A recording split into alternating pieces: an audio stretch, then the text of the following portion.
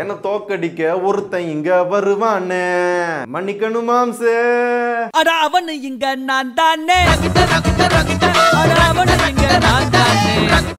Okay, இந்த புது phone பத்தி பேசலாம். அதுக்கு முன்னாடி ஒரு கேம் விளையாடலாமா? இப்போ டாஸ்க் என்ன அப்படின்னு பாத்தீங்கன்னா, இந்த ரெண்டு ஃபோனையுமே பக்கத்துல வச்சு எல்லா சைடுமே சுத்தி காமிக்கிறேன். ஒரு 8 வித்தியாசம் கண்டுபிடிங்க பார்ப்போம். ஒரு 6, ஒரு 5, 4. டேய், ஒரே போனை வச்சுட்டு என்னடா வித்தியாசம் கண்டுபிடிக்க அப்படின்னு கேட்டீங்கன்னா, ரெண்டுமே வேற போனு. இது Vivo T1 புது போன். இது Vivo Y75 5G. ரீசெண்டா வந்து ஆஃப்லைனுக்காக லான்ச் பண்ணாங்கல்ல, நம்ம கூட வீடியோ பண்ணிருந்தோம். ரெண்டு போனுமே பாத்தீங்கன்னா வேற. ஆனா பாக்குறதுக்கு மட்டும் இல்ல, உள்ள இருக்க நிறைய விஷயங்கள் பாத்தீங்கன்னா ஒரே மாதிரி தான் இருக்கும். இப்போ இந்த புது Vivo T1 5G அன்பாக்ஸ் நீங்க பார்த்தலாம். ஒரு ஒயிட் கலர் பாக்ஸ்ல T1 5G Vivo அப்படின்னு போட்டிருக்காங்க. பின்னாடி ஹைலைட் ஃபீச்சர் பாத்தீங்கன்னா 120 Hz refreshing rate, Snapdragon 695, ultra ஸ்லிம்மான இந்த செக்மெண்ட்ல நாங்க தான் கொண்டு வந்திருக்கோம்ன்றாங்க. சார் வேல்யூ பாத்தீங்கன்னா ஹெட்டுக்கு 1.16 இருக்கு அண்ட் பாடிக்கு 0.98 இருக்கு. அண்ட் பாக்ஸ்க்குள்ள யூசுவலா சொல்றதா ஒரு குட்டி பாக்ஸ் இருந்துச்சு, அதுக்குள்ள கேஸ் இருந்தது, சிம் எஜெக்டர் டூல், இந்த மாதிரி வாரண்டி புக்லெட், யூசர் மேனுவல், அப்புறம் Vivo T1 5G இந்த புது போன் இருந்தது. சோ டிசைன் அப்படியே Y95 தான். லைட் அந்த ஷேட் மட்டும் பாத்தீங்கன்னா ஆட் பண்ணிருக்காங்க. மிச்சபடி எல்லா சைடுமே பாக்குறதுக்கு அதே போன் தான். அதை தவிர 18 what adapter, type C charging cable கொடுத்துருக்காங்க. போன டைம் தான் நான் சொல்லியிருந்தேன், விவோ பரவாயில்லப்பா எல்லா இதுலயும் இயர்போன் கொடுத்துறாங்க அப்படின்னு. ஆன்லைனுக்கு பாத்தீங்கன்னா இயர்போனை தூக்கிட்டாங்க. ஆஃப்லைன் மட்டும் தான்ப்பா இயர்போன். அங்க 22,000 ரூபாய் விற்கிறோம்ல, அப்ப அங்க இயர்போன் கொடுக்கணும்ல அப்படின்னு அங்க வச்சிருக்காங்க. இங்க 15,000 ரூபாய் கொண்டு வந்தனால இயர்போனை தூக்கிட்டாங்க போல. ஓகே, நம்ம மெயின் மேட்டருக்கே போயிடலாம். ரெண்டு போனும் பார்க்க ஒரே மாதிரி இருக்கு, என்னமோ டிஃபரன்ஸ் இருக்குன்னு சொன்னேன். என்னடா அப்படின்னு கேட்டீங்கன்னா, ப்ராசஸர் தான். சோ ப்ராசஸர் இங்க ஆஃப்லைன்ல பாத்தீங்கன்னா Dimensity 700 கொடுத்திருப்பாங்க. ஆனா T1ல பாத்தீங்கன்னா Snapdragon தவிட்டாங்க. Snapdragon 695 5G processor. 5G ல எத்தனை பேண்ட் தெரியுமா? ரெண்டே N77 N78. கேட்டா அங்கங்க 5G அப்படின்னு போட்டிருப்பாங்க.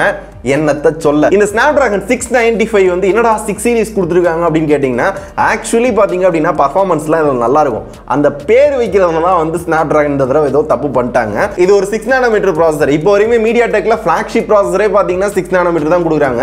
இவங்க 6 சீரிஸ்லயே வந்து 6 நானோமீட்டர் கொடுக்கிறது பாத்தீங்கன்னா குட். இதோட பர்ஃபார்மன்ஸ் பாத்தீங்க அப்படின்னா Snapdragon 750G இருக்குல்ல, அதை விட பெட்டராவே இருக்கும். கேமிங்ல பர்ஃபார்மன்ஸ் எல்லாம் பெருசா இஷ்யூ இருக்காது. ஒரு நல்ல ப்ராசஸர் தான் 695. மிச்சபடி ஆன் பேப்பரா பார்த்தாலுமே பாத்தீங்கன்னா AnTuTu, CPU throttling இதெல்லாமே பாத்தீங்கன்னா நோ இஷ்யூ. இதோட காம்பினேஷனா பாத்தீங்க அப்படின்னா 4, 6, 8 GB RAM அப்படின மூணு வேரியன்ட்டும் 128 GB இன்டர்னல் வந்து கொடுக்குறாங்க. ஹைபிரிட் சிம் ஸ்லாட் கொடுத்திருக்காங்க. ஒரு சிம் கார்டு, ஒரு மெமரி கார்டு போடலாம், இல்லாட்டி 2 சிம் கார்டு மட்டும் தான் போட முடியும். எல்லாருமே டெடிகேட்டட் மெமரி கார்டு ஸ்லாட் கொடுக்குறாங்க. இவங்களுக்கு என்ன கொடுக்கிறதுக்கு வந்துச்சோ UFS 2.2 இருக்கு. அதனால மறுபடியும் சொல்றேன், இந்த பிரைஸ் ரேஞ்சுக்குள்ள பர்ஃபார்மன்ஸ் நல்லாவே இருக்கும். சொல்ல போனா அந்த ஆஃப்லைன் போனை விட ஓரளவு லைட்டா நல்லாவே இருக்கும்னு சொல்லலாம். அதனால இந்த டிஃபரன்ஸ் தான் பெரிய டிஃபரன்ஸ். இதை தவிர என்னப்பா டிஃபரன்ஸ் அப்படின்னு கேட்டீங்கன்னா, கேமரா பக்கத்துல ஒரு ஷேட் இருக்கா, இது ஒரு டிஃபரன்ஸ். என்னென்ன சொல்றான் பாருங்க.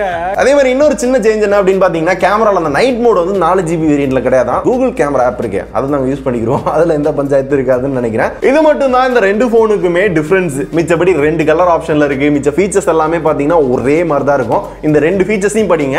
ஏதாவது டிஃபரன்ஸ் தெரியுதா? உங்களுக்கு தெரிஞ்சுனா சொல்லுங்க. இதை பத்தி எங்களுக்கு நடந்த பிரீஃபிங்ல நாங்க கேட்டதுக்கு பாத்தீங்கன்னா, இது வேற அப்படின்றாங்க. அப்படியா? இதெல்லாம் நம்புற மாதிரியா இருக்கு?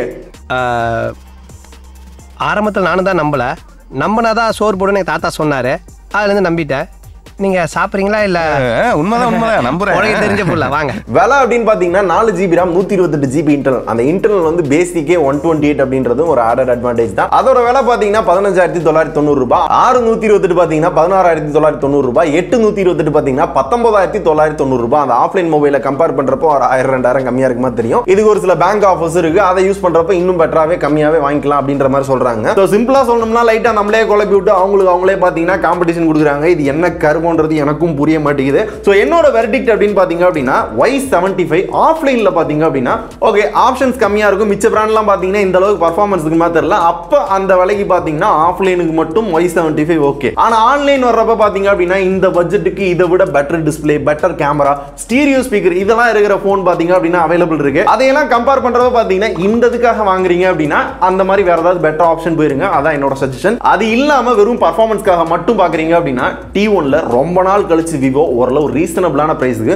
ஒரு சூப்பரான ப்ராசஸர் வந்து எடுத்து வந்திருக்காங்க. Redmi Note 11 சீரிஸ் இந்த மாசத்துல வர நிறைய போனை கம்பேர் பண்றப்ப பாத்தீங்கன்னா ஓரளவு நல்ல காம்படிட்டிவான ஒரு நல்ல ப்ராசஸர் தான் எடுத்து வந்திருக்காங்க. இதே மாதிரி உங்களுக்கு ஏதாவது சொல்லணும் கேட்கணும் அப்படின்னா சொல்லுங்க. இன்னும் என்னென்னலாம் இதே மாதிரி நான் பார்க்க காத்துக்கிட்டு இருக்கணும்.